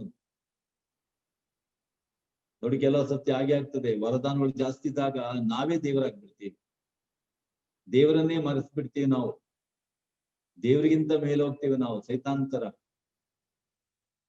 ಅದರಿಂದ ಜನರಿಗೆ ನಾವು ಯೇಸನ್ನು ಕೊಡ್ಲಿಕ್ಕೆ, ಅದಕ್ಕೆ ಒಂದು ಊರಲ್ಲಿ ಹೇಳಿದ್ರಂತೆ, Pope step aside, we want to see Christ ಅಂದ್ರು. ಜಗದ್ಗುರುಗಳಿಗೆ ಪಕ್ಕಕ್ಕೆ ಸೇರಿ ನಾವು ಯೇಸನ್ನ ನೋಡ್ಬೇಕು ಅಂದ್ರು. ಆದ್ರಿಂದ ನಾವು ಯೇಸುಗೆ ಅಡ್ಡ ಕಟ್ಟುವುದಲ್ಲ, ಅದರಿಂದ ಬಹಳ ಟ್ಯಾಲೆಂಟೆಡ್, ವೆರಿ ಗಿಫ್ಟೆಡ್, ಅವನೇ ದೇವರಾಗ್ಬಿಡ್ತಾನೆ, ಜನರಿಗೆ ಅವನೇ ರಕ್ಷಕನಾಗ್ಬಿಡ್ತಾನೆ. ಅಲ್ಲಿ ರಕ್ಷಕರೇ ಮರೆತು ಹೋಗ್ತಾರೆ, ರಕ್ಷಕರೇ ಮರೆಯಾಗಿ ಹೋಗ್ತಾರೆ, ದೇವರೇ ಮರೆಯಾಗಿ ಹೋಗ್ತಾರೆ. ಜನರಿಗೆ ದೇವರೇ ಕಾಣಲ್ಲ, ಇವನೇ ಕಾಣೋದು, ಇವನ ದೊಡ್ಡದಸ್ತಿಗೆನೆ ಕಾಣೋದು. ಹಂಗೆ ಮೆರೆದಾಡುದು ಕೂಡ ತಾನೇ ದೇವರಂದ ಹಾಗೆ ಆಗ್ತದೆ ಕೆಲವು ಸತಿ. ಎಲ್ಲ ಅಹಂಕಾರಕ್ಕೆ ಕಾರಣ ಆಗ್ತಾ ಇದೆ. ಆಗಿರುವುದಕ್ಕಿಂತಲೂ ದೇವರೇ ಇವ್ಗೆಲ್ಲ ಗಿಫ್ಟ್ಸ್ ತೆಗೆದಾಕಿ, ನನ್ ಬೇಡ, ಈ ವರದಾನಗಳೇ ಬೇಡ. ಒಂದು ವೇಳೆ ನನಗೆ ಒಂದು ದೀನನಾಗಲು, ಒಂದು ತಗ್ಗಿ ನಡೆಯಲು, ಒಂದು ಸರಳ ವ್ಯಕ್ತಿ ಆಗಲು, ಜೀವಿಸಲು ನನಗೆ ವರದಾನಗಳು ಆಗದಿದ್ರೆ ಈ ವರದಾನಗಳೇ ಬೇಡ ನಮ್ಗೆ. ಅದಕ್ಕೆ ಅಲ್ವಾ ಈ ಸಂತ ಭಕ್ತರೆಲ್ಲ ಶ್ರೀಮಂತಿಕೆಯನ್ನ ಬಿಟ್ಟು ಹೋಗಿದ್ರು. ಕೋಟಿ ಕೋಟ್ಯಾಧೀಶ್ವರರು, ಸಂತ ಫ್ರಾನ್ಸಿಸ್ ಅಸಿಸಿ ಮುಂದಾದವರೆಲ್ಲ ಕೋಟ್ಯಾಧೀಶ್ವರ ಮಕ್ಕಳವರೆಲ್ಲ. ಯಾಕೆ ಹಣ ಎಲ್ಲ ಬಿಟ್ಟು ಹೋದ್ರು? ಆ ಗಿಫ್ಟೇ ಬೇಡ ನಮ್ಗೆ. ಯಾಕೆಂದ್ರೆ ಅದು ಇದ್ರೆ ನಮಗೆ ಅಹಂಕಾರ ಬರ್ತದೆ, ಮತ್ತು ಜನ ನಮ್ಮನ್ನ ಆಟಕ್ಕೆ ಏರಿಸ್ತಾರೆ, ನಮ್ಗೆ ಬಹಳ ಗೌರವ ಕೊಡ್ತಾರೆ, ಸ್ಥಾನಮಾನ ಕೊಡ್ತಾರೆ ನಮ್ಮ ಶ್ರೀಮಂತಿಗೆಗೋಸ್ಕರ. ಆದ್ರೆ ಅದೇ ಬೇಡ. ಅದಕ್ಕಿಂತಲೂ ಬೀದಿ ಬಿಕಾರಿ ಆಗಿರೋದು ಒಳ್ಳೇದು. ಆವಾಗ ನಾವು ಜನ ಗುರುತಿಸುವುದಿಲ್ಲ, ಗೌರವಿಸುವುದಿಲ್ಲ, ರೆಸ್ಪೆಕ್ಟ್ ಕೊಡುವುದಿಲ್ಲ. ಅಂತದ್ದೇ ನಮ್ಗೆ ಜೀವನ ಬೇಕು ಅಂತ ಅಜಿಜಿಯವರು, ಸಂತ ಫ್ರಾನ್ಸಿಸ್ ಅಜಿಜಿಯವರು ಪೋಪ್ ಸ್ವಾಮಿಯವರು ಹೇಳಿದ್ರು ಕೂಡ ಅವರು ಯಾಜಕ ದೀಕ್ಷೆ ತಗೊಂಡಿಲ್ಲ. ಅವರು ಅಯ್ಯೋ ಇಂಥ ಒಂದು ವರದಾನ ನನ್ಗೆ ಬೇಡ, ಗಿಫ್ಟ್ ಬೇಡ ಅಂತ. ಯಾಜಕ ದೀಕ್ಷೆನೂ ಬೇಡ, ಯಾಕೆಂದ್ರೆ ನನಗೆ ಯಾರು ಗುರ್ತಿಸ್ಬಾರ್ದು, ನಾನು ಯಾರು ಗೌರವ ಕೊಡಬಾರ್ದು, ನಾನು ಎಲ್ಲರ ದಾಸನಾಗ್ಬೇಕು, ಧೂಳಾಗಿರ್ಬೇಕು ಅಂತ ಅಷ್ಟು ತನ್ನನ್ನು ತಗ್ಗಿಸ್ಕೊಂಡ್ರು ಫ್ರಾನ್ಸಿಸ್ ಅಸಿಸಿ ಅವರು. ಯಾವ ರೀತಿಯಲ್ಲೂ ನನಗೆ ಆದ್ರಿಂದ ಕೆಲವು ಸತಿ ವರದಾನಗಳು, ಗಿಫ್ಟ್ಗಳು, ಅಂತಸ್ತು, ಅಧಿಕಾರಗಳು ಕೆಲವು ಸತಿ ನಮ್ಗೆ ನಮ್ಮನ್ನೇ ದೇವರನ್ನಾಗಿ ಮಾಡುವುದಾದ್ರೆ, ದೇವರಿಗೆ ಪ್ರತಿಸ್ಪರ್ಧಿ ಆದಂಗೆ ನಾವು ಮಾಡುವುದಾದ್ರೆ, ನಮ್ಮ ಅಹಂಕಾರ ಗರ್ವಕ್ಕೆ ಕಾರಣ ಆಗುದಾದ್ರೆ ಈ ವರದಾನಗಳೇ ಬೇಡ. ಅದು ಇಲ್ದಿದ್ರೆ ಚೆನ್ನ. ಏಸಮ್ ಹೇಳಿದಾಗೆ ಇವನು ಹುಟ್ಟದಿದ್ರೆ ಚೆನ್ನಾಗಿತ್ತು ಅಂತ. ಆ ಜೀವಿತ ಎಂಬಂತ ಗಿಫ್ಟೇ ನಮ್ ಬೇಡ, ಜೀವನನೇ ಬೇಡ ಎಂಬುದಾಗಿ. ಹುಟ್ಟದಿದ್ರೆ ಚೆನ್ನಾಗಿತ್ತು, ಇವನಿಗೆ ವರ ಇಲ್ದಿದ್ರೆ ಚೆನ್ನಾಗಿತ್ತು ಅಂತ. ಆದ್ರಿಂದ ಎಲ್ಲ ವರ ಇಟ್ಕೊಂಡು ಲೂಸಿಫರ್ ತರ ನರಕಕ್ಕೆ ಹೋಗೋದಕ್ಕಿಂತ ಕಣ್ಣಿಲ್ದೆ ಸ್ವರ್ಗಕ್ಕೆ ಹೋಗೋ, ಕೈ ಇಲ್ದೆ ಸ್ವರ್ಗಕ್ಕೆ ಹೋಗೋ, ಅಥವಾ ಕುಂಟನಾಗಿ ಸ್ವರ್ಗಕ್ಕೆ ಹೋಗೋ, ಎಲ್ಲ ಕರೆಕ್ಟ್ ಆಗಿದ್ದು ನರಕಕ್ಕೆ ಹೋಗ್ಬೇಡ ಅಂದೇವೆ. ಆದ್ರಿಂದ ಈ ವರದಾನಗಳನ್ನ ಇಟ್ಕೊಂಡು ನರಕಕ್ಕೆ ಹೋಗುದಕ್ಕಿಂತ ವರದಾನ ಇಲ್ದೆ ಸ್ವರ್ಗಕ್ಕೆ ಹೋಗುದು ಎಷ್ಟು ಒಳ್ಳೇದಲ್ವಾ? ಕೆಲವು ಸತಿ ಎಲ್ಲ ಬಯಸ್ತಾರೆ, ವರಗಳು ಬೇಕು ಬೇಕು ಅಂತ ಓಡ್ತಾರೆ. ಕೆಲವು ಸತಿ ಆ ಬ್ರದರ್ ನೋಡಿದ್ರೆ ಅದ್ಭುತ ಮಾಡ್ತಾರೆ, ಈ ಬ್ರದರ್ ನೋಡಿದ್ರೆ ಏನು ಮಿರಾಕಲ್ಸ್, ಏನ್ ಪವಾಡಗಳು, ಹಿಂದೆ ಓಡ್ತಾರೆ, ನಮ್ಗೂ ಆ ಗಿಫ್ಟ್ ಇದ್ದಿದ್ರೆ ಅಂತ. ದೇವ್ರು ಕೊಟ್ಟಿದ್ದಾರೆ ಪ್ರೀತಿಯ ಗಿಫ್ಟ್, ಎಲ್ಲಕ್ಕಿಂತಲೂ ಮಿಗಿಲಾದದ್ದು. ಆ ವರಗಳನ್ನೇ ಉಪಯೋಗಿಸಕ್ ಬರಲ್ಲ. ಆ ಪ್ರೀತಿಯ ಗಿಫ್ಟ್, ವರದಾನ ಎಲ್ರಿಗೂ ದೇವ್ರು ಕೊಟ್ಟಿದ್ದಾರೆ, ತನ್ನ ಸ್ವರೂಪದಲ್ಲಿ, ಪ್ರೀತಿಯ ರೂಪದಲ್ಲಿ ಸೃಷ್ಟಿ ಮಾಡಿದ್ದಾರೆ. ಅದರ ಬೆಲೆ ಗೊತ್ತಾಗದಿದ್ರೆ ಮತ್ತೆ ಬೇರೆ ವರದಾನಗಳು ಇದೇನ್ ಪ್ರಯೋಜನ? ನಮ್ ನಾಶಕ್ಕೆ ಕಾರಣ ಆಗ್ತದೆ ಅಂತ. ಆದ್ರಿಂದ ನಮ್ಮ ಜೀವಿತದಲ್ಲಿ ಸಂಯಮ ಬಹಳ ಮುಖ್ಯ, ಸೆಲ್ಫ್ ಕಂಟ್ರೋಲ್ ಬಹಳ ಮುಖ್ಯ. ಇಲ್ಲ ಅಂತ ಹೇಳಿದ್ರೆ ಖಂಡಿತವಾಗಿಯೂ ನಾಶ ಆಗುದಂತೂ ಡೆಫಿನೆಟ್. ಎಲ್ಲ ವರಗಳಿದ್ದು ಕೂಡ ನಾಶ ಆಗುದಂತ ಡೆಫಿನೆಟ್, ಖಂಡಿತವಾಗಿ. ಆದ್ರಿಂದ ಪ್ರಿಯರೇ, ನಮ್ಗೆ ದೇವರು ಎಷ್ಟು ವರದಾನ ಕೊಟ್ಟಿದಾರಲ್ಲ, ಎಷ್ಟು ಜನರಿಗೆ ಪ್ರಯೋಜನ ಆಗಿದೆ ಯೋಚನೆ ಮಾಡಿ. ನಮ್ಮ ಸ್ವಾರ್ಥಕ್ಕೋಸ್ಕರನೇ ಬಳಸ್ತೇವೆ ಹೊರತು ನಾವು ಅದನ್ನ ತ್ಯಾಗ ಮಾಡಿ ಇನ್ನೊಬ್ಬರಿಗೆ ಕೊಟ್ಟು ನಾವು ಸಂತೋಷ ಪಡ್ತೇವ?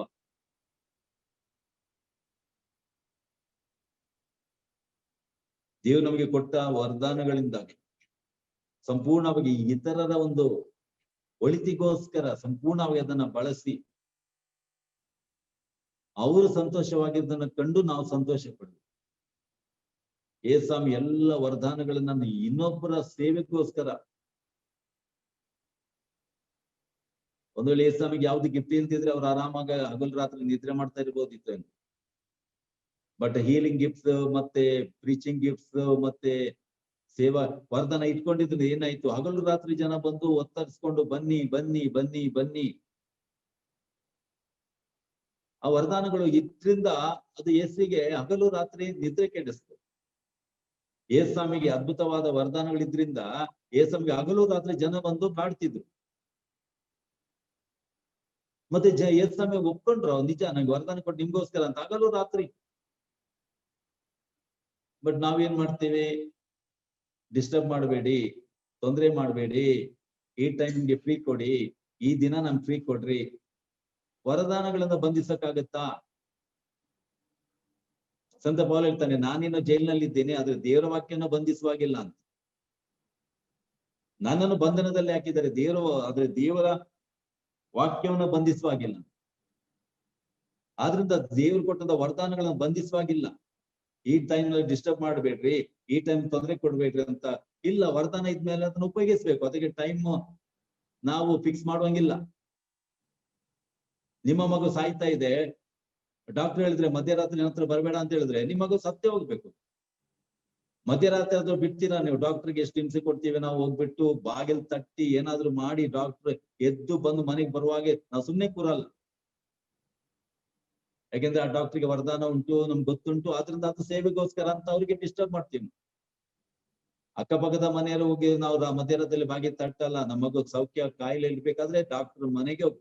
ಹಾಗೆ ನಮ್ಮೆಲ್ಲ ಆ ವರದಾನಗಳು ಇದ್ದಾಗ ಜನ ಹಗಲು ರಾತ್ರಿ ತೊಂದರೆ ಕೊಡ್ಬೋದು. ಬಟ್ ಆ ಸೇವೆಗೆ ನಾವು ರೆಡಿ ಇರ್ತೇವಾ ಅಂತ ನಾವು ಪ್ರಶ್ನೆ ಮಾಡಿ. ಅದರಿಂದ ಪ್ರಿಯರೇ ಪ್ರಾರ್ಥನೆ ಮಾಡೋಣ. ದೇವರೇ ನಿಮ್ಗೆ ಸ್ತೋತ್ರವಾಗಿ, ನಿಮ್ಗೆ ಮಹಿಮೆ ಆಗಲಿ. ನಮ್ಗೆ ಕೊಟ್ಟ ಪ್ರತಿಯೊಂದು ವರದಾನಕ್ಕಾಗಿ ನಿಮ್ಗೆ ವಂದಿಸ್ತೇವೆ. ನಮ್ಗೆ ಕೊಟ್ಟ ಪ್ರತಿಯೊಂದು ಟ್ಯಾಲೆಂಟ್ಸಿಗಾಗಿ ನಿಮ್ಗೆ ಸ್ತುತಿಸ್ತೇವೆ.